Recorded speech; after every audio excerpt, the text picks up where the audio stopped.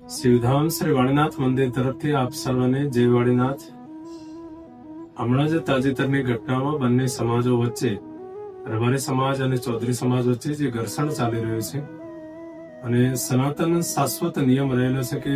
શત્રુતાથી શત્રુતા જ વધે છે અને શત્રુતાને ખતમ કરવા માટે પ્રેમનો માર્ગ છે, ક્ષમાનો માર્ગ છે, સાદરનો માર્ગ છે અને આ ત્રણેય માર્ગ ઉપર રહીને તમે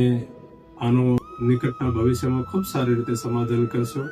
સમાજના વડીલો દ્વારા, સમાજના યુવાનો દ્વારા એક સારો માર્ગ પ્રશસ્ત થાય અને સમાજ સાથે મળીને ભેગા મળીને વિચાર કરીને આપણા ગુજરાત રાજ્યના ઉત્થાન માટે ધર્મના માર્ગ ઉપર, શિક્ષણના માર્ગ ઉપર આપ બંને સમાજો આગળ વધો એવી પ્રાર્થના કરું છું અને સાથે ને સાથે આપ આનું ખૂબ સારી રીતે નિરાકરણ લાવશો અને એક ધર્મગુરુ હોવાના નાતે ક્ષમા વીરસ્ય ભૂષણમ, ક્ષમા છે ને એ વીરનું આભૂષણ છે અને બંને સમાજો પોતપોતાના રીતે આગળ આવીને, બંને સમાજના વડીલો પોતપોતાની રીતે આગળ આવીને પરસ્પર સામન્વય સાથે, પરસ્પર સાદર ભાવ સાથે આપ એકબીજાને સમર્પિત થઈને ખૂબ સારી રીતે સારો માર્ગ નીકળશે એવી હું આશા રાખું છું। સમસ્ત હિન્દુ સમાજને નવ વર્ષની હું શુભકામનાઓ આપું છું। સર્વને જય વાણીનાથ।